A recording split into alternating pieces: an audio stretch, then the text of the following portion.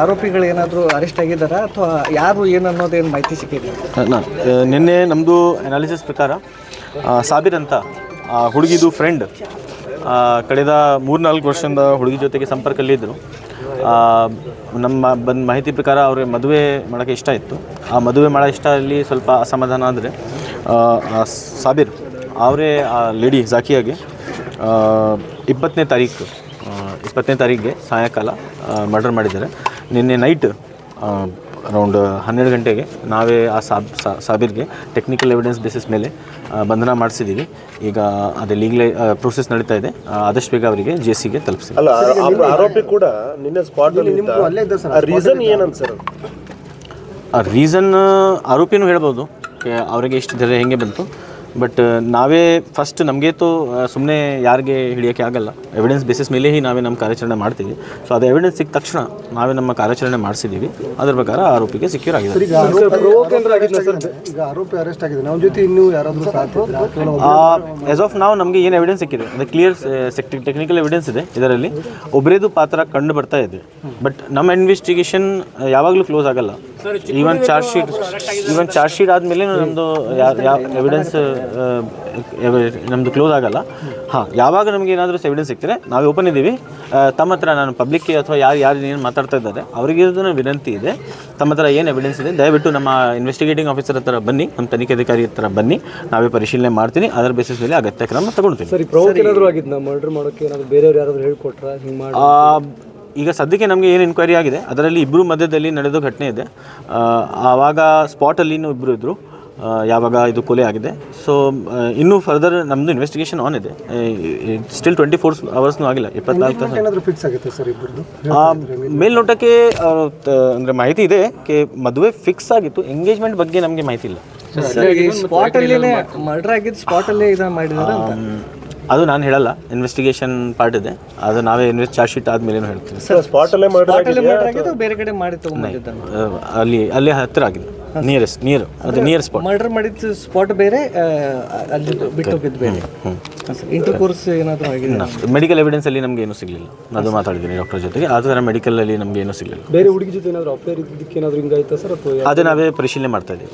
ಅದು ನಾವೇ ಅಂದರೆ ನಮಗೆ ಗೊತ್ತಿಲ್ಲ ಇನ್ನು. ಸರ್, ಇನ್ನೊಬ್ಬ ಆರೋಪಿ ಚಿಕ್ಕುಳದಲ್ಲಿ ಅರೆಸ್ಟ್ ಆಗಿದ್ದಾನಂತಲ್ಲ, ನಮಗೇನು ಮಾಹಿತಿ ಬಂದಿಲ್ಲ. ಅದರ ಪ್ರಕಾರ ತಮ್ಮ ಹತ್ರ ಇದೇ, ದಯವಿಟ್ಟು ನನ್ನ ಹತ್ರ ಬನ್ನಿ, ನಾನು ಪರಿಶೀಲನೆ ಮಾಡ್ತೀನಿ. ಮತ್ತು ಪೊಲೀಸರು ದಾರಿ ತಪ್ಪಿಸುವಂಥ ಕೆಲಸ ಆಗಿತ್ತು, ಏನು ಮಾಹಿತಿ ಕೊಡ್ತಾ ಇರ್ತಾರೆ ನೋಡಿ. ನಿನ್ನೆ ಡಿಪಾರ್ಟ್ಮೆಂಟ್ದವರು ಎಲ್ಲರೂ ಅಲ್ಲೇ ಇದ್ದರು. ನಮ್ಮ ತಾವು ಮೀಡಿಯಾ ಸ್ನೇಹಿತರು ಕೂಡ ಅಲ್ಲೇ ಇದ್ರಿ.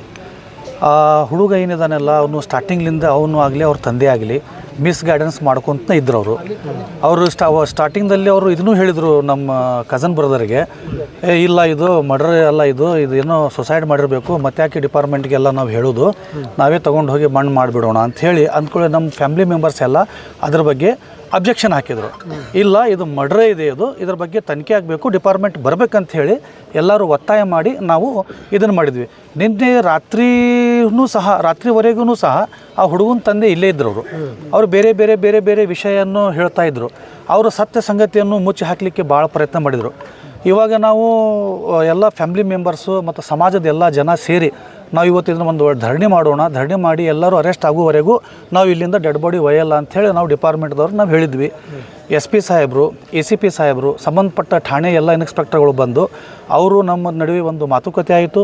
ಅವರು SP ಸಾಹೇಬರು ನಮ್ಗೆ ಆಶ್ವಾಸನೆ ಕೊಟ್ಟಿದ್ದಾರೆ, ನಿಷ್ಪಕ್ಷವಾಗಿ ಇದು ತನಿಖೆ ಆಗಿ ಇದಕ್ಕೆ ಸಂಬಂಧಪಟ್ಟವ್ರು ಯಾರ್ಯಾರು ಇದ್ದಾರೆ, ಅದು ಗಾಡಿ ಕೊಟ್ಟವರು, ಅವ್ರ ತಂದೆ ಆಗಲಿ, ಅಪರಾಧಿಗಳಾಗಲಿ, ಅಪರಾಧಕ್ಕೆ ಯಾರು ಪ್ರೋತ್ಸಾಹ ಮಾಡಿದ್ದಾರೆ ಪ್ರತಿಯೊಬ್ಬರಿಗೂ ಅವರ ಕಾನೂನಿನ ಚೌಕಟ್ಟಿನಲ್ಲಿ ಅವ್ರಿಗೆ ಅರೆಸ್ಟ್ ಮಾಡ್ತೇನೆ ಅಂತ ಹೇಳಿ ನಮಗೊಂದು ಆಶ್ವಾಸನೆ ಕೊಟ್ಟಿದ್ದಾರೆ. ಕರ್ಕೊಂಡು ಹೋಗಿದ್ರೆ ಅಥವಾ ಕಾರ್ ಅಂತೇಳಿ ನಮಗೆ ಮಾಹಿತಿ ಬಂದಿದೆ, ಆದರೂ ನಮಗೆ ಪಕ್ಕಾ ಗೊತ್ತಿಲ್ಲ. ಅದು ಡಿಪಾರ್ಟ್ಮೆಂಟ್ಗೆ ಗೊತ್ತಿದೆ.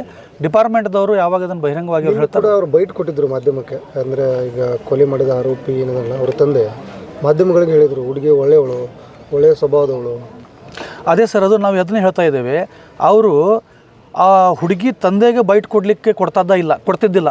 ನೀವು ಭಾಳ ಇದರಾಗಿದ್ದೀರಿ, ಶೋಕ್ದಾಗಿದ್ದೀರಿ, ಪ್ರತಿಯೊಂದು ಅವರು ಮ್ಯಾನೇಜ್ ಮಾಡಿ ಅವ್ರದ್ದೇ ಥರದಿಂದ ಅವ್ರು ಮ್ಯಾನೇಜ್ ಮಾಡಿ ಅದು ಹೇಗಾದರೂ ಮಾಡಿ ಅದನ್ನು ಬಚ್ಚಿ ಹಾಕ್ಬೇಕಂತ ಹೇಳಿ ಅವ್ರು ಭಾಳ ಪ್ರಯತ್ನ ಮಾಡಿದರು. ಬಟ್ ಅದು ಸತ್ಯ ಸಂಗತಿ ಯಾವತ್ತೂ ಬಚ್ಚಿಡೋಕೆ ಸಾಧ್ಯ ಇಲ್ಲ.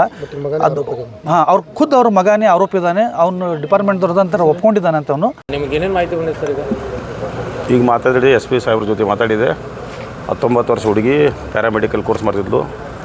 ಆ ಹುಡುಗನ ಕೂಡ ಎಂಗೇಜ್ಮೆಂಟ್ ಆಗೋದಿತ್ತು. ಏನೋ 1 ತಿಂಗಳಿಂದ ಅವ್ರದ್ದೇನೋ ಜಗಳ ನಡೆದಿದ್ದಂತ ಕಾರ್ ಒಳಗೆ ಕರ್ಕೊಂಡು ಹೋಗಿ ಅಲ್ಲಿ ಕಾರ್ ಒಳಗೆ ಜಗಳ ಹೋಗೋವಾಗ ಸ್ಟ್ರ್ಯಾಂಗಲ್ ಮಾಡೋಣ. ಸ್ಟ್ರ್ಯಾಂಗಲ್ ಆದಮೇಲೆ ಅನ್ಕೋಚದಾದಮೇಲೆ ಮತ್ತೊಮ್ಮೆ ಸ್ಟ್ರ್ಯಾಂಗಲ್ ಮಾಡಿ ಹೊಡೆದು ಅಲ್ಲಿ ಇದರ ಡೈರಿ ಕಡೆ ಹೋಗ್ದೋಗೋಣ ಅಂತ ಹೇಳಿದರು. ಸರ್ ಎಷ್ಟು ಮಂದಿ ಆರೋಪಿ ಅದಾರಂತೆ? ಒಬ್ಬನ ಆಧಾರಂತ ಈಗ ಸದ್ಯಕ್ಕೆ CCTV ಕ್ಯಾಮ್ರಾ ಒಳಗೆ ಅವರಿಬ್ಬರು ಅಡ್ಡಾಡೋದು ಒಂದು ದೃಶ್ಯಗಳು ಸಿಕ್ಕಿದಾವೆ. ಮತ್ತು ಅದರ ಜೊತೆಗೆ ಆಮೇಲೆ ಇವ್ರ ಪ್ರಕಾರ CCTV ಪ್ರಕಾರ ಇವರು ಪೊಲೀಸರು ಏನಂತಾರೆ, ನಾ ಎಲ್ಲ ಕಡೆ ನೋಡಿದ್ದು ಕ್ಯಾಮ್ರಾ ಒಳಗೆ ಒಬ್ಬನ ಇಬ್ಬರು ಅದಾರ ಇವರು, ಮತ್ತು ಯಾರು ಅಂತಾರಿಲ್ಲ. ಆದರೂ ನಾವು ಅದು ಟವರ್ ಇದರ ಲೊಕೇಶನ್ ನೋಡಿ ಆ ಫ್ರೆಂಡ್ಸ್ ಯಾರು ಇನ್ವಾಲ್ವ್ ಅದಾರ ನೋಡ್ತೀನಿ, ಒಂದು 2 ದಿವಸ ಒಳಗೆ ಪತ್ತೆ ಹಚ್ಕೊಡ್ತೇನೆ ಅಂತ ಹೇಳಿದ್ದಾರೆ. ಮತ್ತು ಪೊಲೀಸರಿಗೆ ನಾನು ಅಭಿನಂದನೆ ಸಲ್ಲಿಸ್ತೇನೆ. ಒಂದು ದಿವಸ ಒಳಗಿದ್ದು ಕ್ರ್ಯಾಕ್ ಮಾಡಿ ಆರೋಪಿಯನ್ನು ಹಿಡಿದಿದ್ದಕ್ಕೆ ತಮ್ಗೆ ನಾವೆಲ್ಲರ ಮರ್ಡರ್ ಆಗಿದ್ದ ಜಾಗ ಅದೇನೆ? ಮತ್ತೆ ಇಲ್ಲ ಬೇರೆ ಕಡೆ ಮರ್ಡರ್ ಮಾಡಿ ಇಲ್ಲಿ ಬಂದು ಹೋಗೋದು. ಮತ್ತೇನು ಬೇರೆ ಉದ್ದೇಶ ಐತೆ ಸರ್? ಏನು ಇವರು ಜಗಳ ಸಿಳ್ಳಿ ಅದ, ಸಣ್ಣ ಜಗಳ ಅದು ಈ ಮಟ್ಟಕ್ಕೆ ಬಂದು.